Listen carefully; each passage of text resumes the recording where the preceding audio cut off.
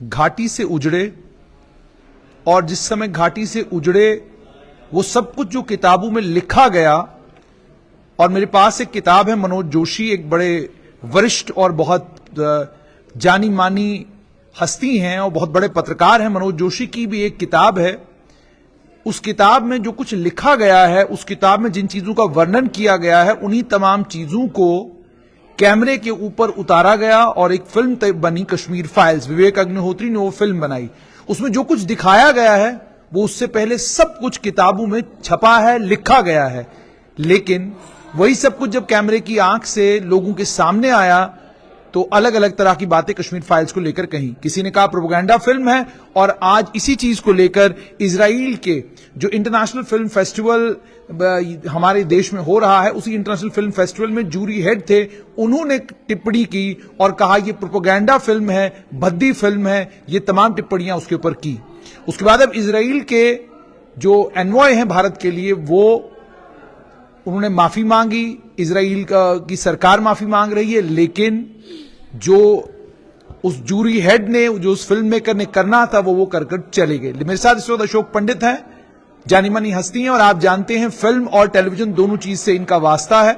Accidental prime minister आपको याद ही होगा। सबसे पहले अशोक जी, आपके लिए जाती तौर पर, एक कश्मीरी पंडित के तौर पर, इसको कैसे देखते हैं कि जो किताब मनोज जोशी की एक किताब थी, मैंने पढ़ी है, उसमें वो तमाम चीजें लिखी गई हैं जो कश्मीर फाइल्स में दिखाई गई हैं। तो लोग जब इस चीज को देख रहे हैं, देखने में इतनी परेशानी क्यों हो रही है, और ये जो कमेंट आया है इजराइल के इस फिल्म मेकर का, इसको कैसे देखते हैं? देखिए, पहली बात तो ये है कि मैं एज ए फिल्म मेकर और एज ए कश्मीरी पंडित इस पूरे स्टेटमेंट को, नदाफ की जो स्टेटमेंट है, उसको कंडेम करता हूं और डिनाउंस करता हूं। इनका ये स्टेटमेंट प्रो टेररिज्म है। This statement is in support of terrorism, और ये बहुत ही हानिकारक स्टेटमेंट है। मुझे नहीं लगता कि इतना भद्दा मजाक जो है वो हमारे त्रासदी पर, हमारे जेनोसाइड पे, हमारे एथनिक क्लीनिजिंग पे किसी ने उड़ाया हो।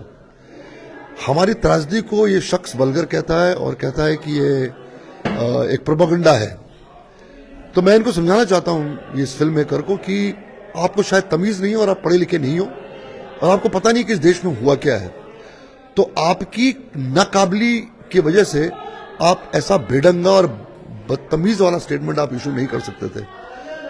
उसके साथ साथ मैं काफी सवाल मेरे मन में आते हैं इस रिगार्ड टू हमारी जो आईएनबी मिनिस्ट्री है, डायरेक्टर ऑफ फिल्म फेस्टिवल है, कि आपने बिना सोच समझ के, बिना एनी रिस्पॉन्सिबिलिटी के, आपने इस शख्स को चेयरमैन इतने बड़े फेस्टिवल का कैसे बनाया? एक बहुत ही रेप्यूटेड फिल्म फेस्टिवल एफी।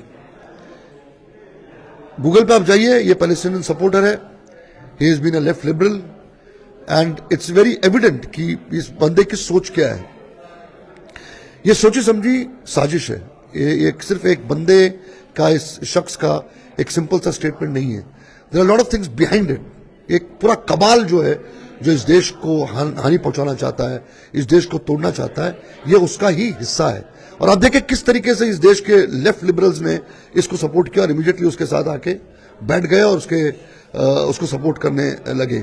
तो पहला सवाल ये है, और मैं कहना चाहता हूं कि जो जो लोग, जो जो ऑफिसर्स डायरेक्टरेट में, फिल्म फेस्टिवल के डायरेक्टरेट में जो रिस्पॉन्सिबल है इसको चुनने में, उनके अगेंस्ट एक्शन होना चाहिए। कोई भी किसी भी किस्म की माफी, अब इजराइल गवर्नमेंट माफी मांग रहा है, उसका इन्वाय माफी मांग रहा है, डैमेज जो वो हो चुका है, उसने हमारे एक फिल्म मेकर की बेइज्जती की है, उसने एक फिल्म मेकर की ऑनेस्टी पे सवाल उठाया है, उसने एक इशू, जो इतना बड़ा इशू है जहां पर एक पूरी की पूरी कम्युनिटी का जेनोसाइड हुआ है, उसका मजाक उड़ाया है। तो ये बहुत ही सीरियस मैटर है, इसके अगेंस्ट एक्शन होना चाहिए। और मैं अपील करता हूं इजराइल की सरकार या एनवॉय जो उसको कंडेम करता है, आप इस शख्स के अगेंस्ट एक्शन क्या लेते हो उस पर डिपेंड करता है। सिग्नल अक्रॉस द वर्ल्ड जाना चाहिए कि ये चीजें अलाउ नहीं होंगी। प्रो टेररिज्म स्टेटमेंट्स आप इशू नहीं कर सकते। और आपने जिस तरीके से भद्दा मजाक मॉक किया है मेरी ट्रेजेडी को, हमारी कम्युनिटी की ट्रेजेडी को, बिकॉज कश्मीर फाइल जो है उसने हमारी ट्रेजेडी को डिपिक्ट किया था, उसने हमारे एथनिक क्लीनिजिंग को डिपिक्ट किया था।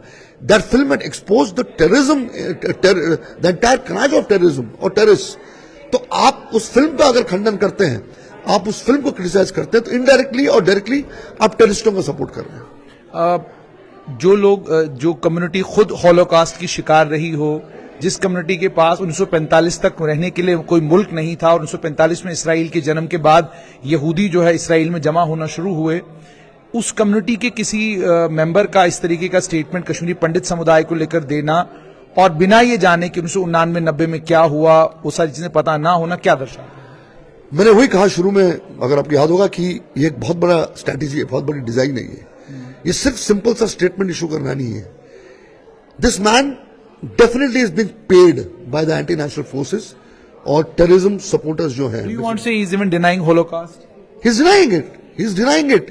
उसका इस चीज को क्रिटिसाइज करना या इस चीज का मजाक उड़ाना, वो उसका ये कहना है कि हॉलोकॉस्ट हुआ ही नहीं, जेनोसाइड हुआ ही नहीं है. He is denying the genocide. ये फोर्सेज हैं जो आज तक हमारे देश में है. ये तो चलो फॉरेनर है, हमारे देश में लोग हैं, इस देश में लोग हैं जो डायरेक्टली कनेक्टेड है, जो हमारे जेनोसाइड को डिनाई करते हैं. इस देश में पॉलिटिशियंस हैं, इस देश में आर्टिस्ट हैं, इस देश में फिल्म मेकर्स हैं जो हमारे जेनोसाइड को हर तबके में है, जिन्होंने आज तक हमारे जेनोसाइड को नकारा है. जर्नलिस्ट हैं जो आज तक हमारे जेनोसाइड को नकारते हैं. चूंकि इस फिल्म ने उन सारी फोर्सेस को एक्सपोज किया है, ये हिल गए.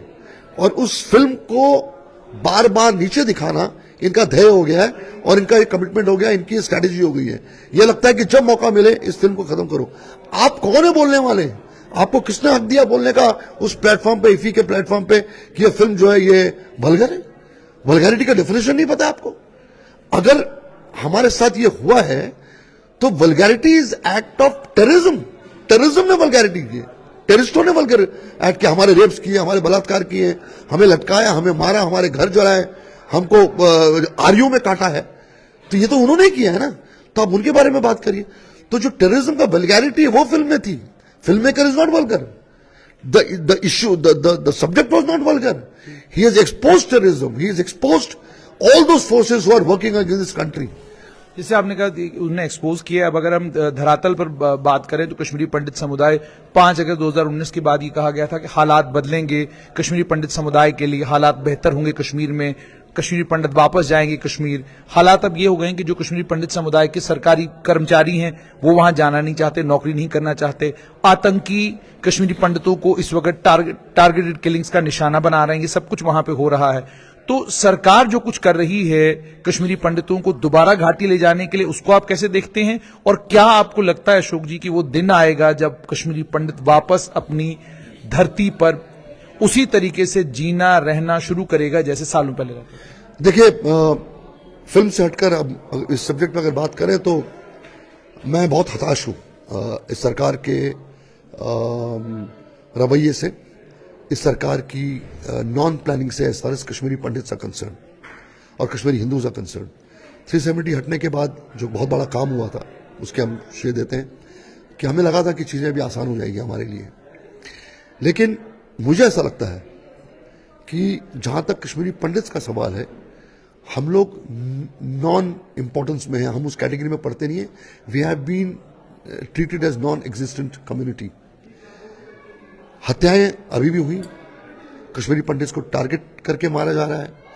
और सबसे बड़ा जो एग्जाम्पल है, ये जो हमारे प्राइम मिनिस्टर्स पैकेज के जो एम्प्लॉयज है, 5000 एम्प्लॉयज जो हैं, वो पिछले 200 दिन से जम्मू की सड़कों पर चीख रहे हैं, चिल्ला रहे हैं, पुकार रहे हैं कि भैया हमें रिलोकेट करो जम्मू में या दूसरी जगहों पर, हमारे देश के दूसरे हिस्सों में, हम मरना नहीं चाहते हैं. आपका कोई रिएक्शन ही नहीं है. 200 days is a long period, a long time. They are on the streets. Not one single senior leader from Delhi has come and addressed them or spoken to them. Not any single बड़ी बड़ी local जो BJP के leaders हैं वो आके बातें करके मजाक करके जाते हैं, उनके हाथ में कुछ है नहीं लगता है मुझे. You are making fun of our tragedy. You are using our tragedy.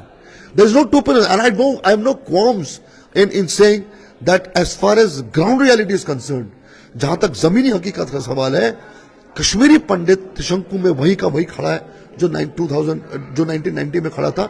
हमारे लिए हालात नहीं बदले हैं, हमारे लिए चीजें नहीं बदली हैं, हम वही के वही हैं. हमारा इस्तेमाल जरूर हो रहा है, हम देश के हित में सोचने वाले लोग हैं. ये जो बड़ा एग्जाम्पल जो है, ये 5000 बच्चों का, 5000 कम्युनिटी के लोगों का, जो ये कह रही है कि हमें जीना है, हमारा राइट टू लिव है, हम नहीं चाहते कि हम मरें. हमारे कश्मीर में आप हमें ऐसी जगह भेज रहे हो जहां पर हमें पता नहीं कि हम अगले सेकंड जिएंगे कि मरेंगे, या हम पे गोली चलेगी कि नहीं चलेगी। तो ऐसे माहौल में हम कैसे रह सकते हैं? नॉर्मल तरीके में आपको लगता है कि चीजें ठीक हो, टूरिस्टों के लिए कश्मीर ठीक है, उनको कोई फर्क नहीं पड़ता। जब तक आप एक प्रॉपर स्ट्रैटेजी नहीं वर्कआउट करेंगे हमारे लिए, एक प्रॉपर मिनिस्ट्री नहीं बिठाओगे for our return, minds have to sit on it. जब तक आप कश्मीरी पंडित्स को नहीं इन्वॉल्व करोगे हमारे रिहैबिलिटेशन में या रिटर्न में, ये इश्यू सॉल्व नहीं हो सकता। A non Kashmiri Pandit can not decide और cannot come to a conclusion as to what is our requirement and what is the way that we can be rehabilitated and sent back to Kashmir in our homes. Kashmir की civil society को लेकर क्या कहेंगे? अक्सर doctor Farooq Abdullah को भी देखकर थोड़ी सी हैरानगी इसलिए होती है कि डॉक्टर फारूक अब्दुल्ला अक्सर कश्मीरी पंडित समुदाय के साथ कोई त्रासदी होती तो फौरन पहुंचते थे, लेकिन इस बार कश्मीरी पंडित समुदाय से जुड़े हुए लोग एक के बाद एक शहीद हुए। उनकी शहादत के बाद ना तो डॉक्टर फारूक अब्दुल्ला ना ही उनकी पार्टी का कोई बड़ा नेता किसी कश्मीरी पंडित का दर्द बांटने के लिए, उसका ढाढ़स बनाने के लिए नहीं गया। एक तो उसका कारण क्या है? अंत में क्या लगता है आपको, कब तक कश्मीरी पंडित कश्मीर घाटी वापस जाएगा और किस तरह के कश्मीर में वापस जाएगा? क्या आप भी मानते हैं कि पनून कश्मीर ही एक वे आउट है, परमानेंट सेपरेट होमलैंड ही एक रास्ता है? देखिए, मैं फारूक अब्दुल्ला से वैसे ही एक्सपेक्ट नहीं करता कुछ, और ना उनकी जो पूरी जमात है, महबूबा मुफ्ती हो, चाहे वो पूरी जो गैंग है, क्या कहते हैं उसको, गुपकार गैंग जो है, उनसे मैं एक्सपेक्ट नहीं करता, क्योंकि वो रिस्पॉन्सिबल है मेरे निष्कासन के लिए और मेरे जेनोसाइड के लिए और मेरी एथनिक क्लींजिंग के लिए। So I don't expect anything from them because they are the people responsible for my genocide. जहां तक हमारे रिटर्न का सवाल है, जहां तक हमारी रिहैबिलिटेशन का सवाल है, जहां तक हमारी आइडेंटिटी का सवाल है, I once again say that the government of India has to seriously start thinking of my rehabilitation. Statements issue करना, हवा में बात करना, कैलस स्टेटमेंट्स इशू करने से कुछ नहीं हो जाना है। We need mature people, we need the involvement of the community. Panun Kashmir is an alternative और नॉट, वो तो बात की बात है, वो डिस्कशन जो है वो चलता रहेगा। What are the other ways? हम ये कह रहे हैं कि कहीं ना कहीं डायलॉग तो शुरू हो कश्मीरी पंडित्स के साथ, कहीं ना कहीं बैठक तो हो कश्मीरी पंडित्स के साथ, सीनियर ब्यूरोक्रेट्स के साथ, सीनियर पॉलिटिशियंस के साथ, जो सीनियर अच्छे लोग हैं इस मिनिस्ट्री में, इस गवर्नमेंट में।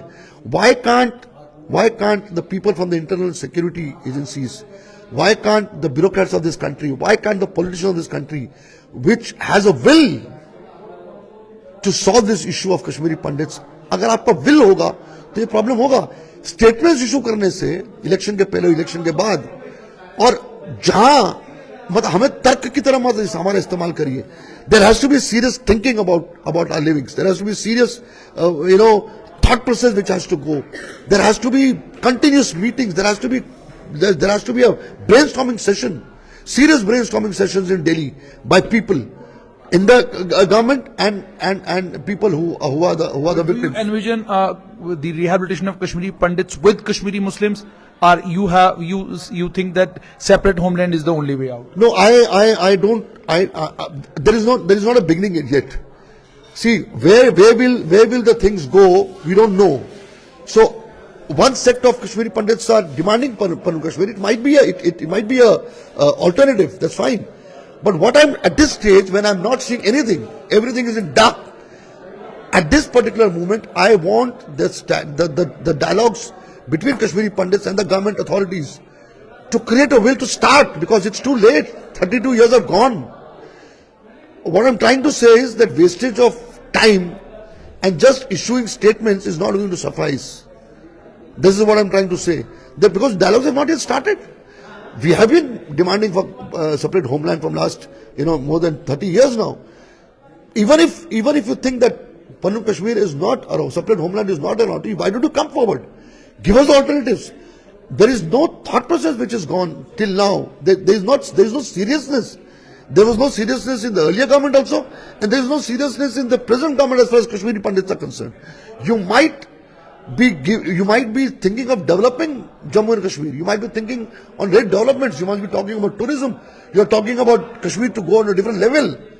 But as far as Kashmiri Pandits are concerned, things are not moving at all. Things are there and there itself, what it was in 1990. शुक्रिया। तो आपने सुन लिया कि अशोक पंडित का साफ तौर पर यह कहना है कि चीजें जहां खड़ी थी 1990 में, चीजें आज भी वहीं खड़ी हैं। और दूसरी बड़ी बात यह कही कि कश्मीरी पंडित समुदाय का जो जेनोसाइड हुआ है, जब कोई फिल्म मेकर, वो भी खासकर इजरायली फिल्म मेकर जो होलोकास्ट के खुद शिकार रहे हैं, जब वो ये कहते हैं कि ये भद्दी फिल्म है, वो हॉलोकास्ट को डिनाई कर रहे हैं, वो कश्मीरी पंडितों की एग्जिस्टेंस को डिनाई कर रहे हैं, वो इस बात को भी डिनाई कर रहे हैं कि कश्मीरी पंडितों का नरसंहार हुआ, उन्हें अपना घर छोड़ने पर मजबूर किया गया।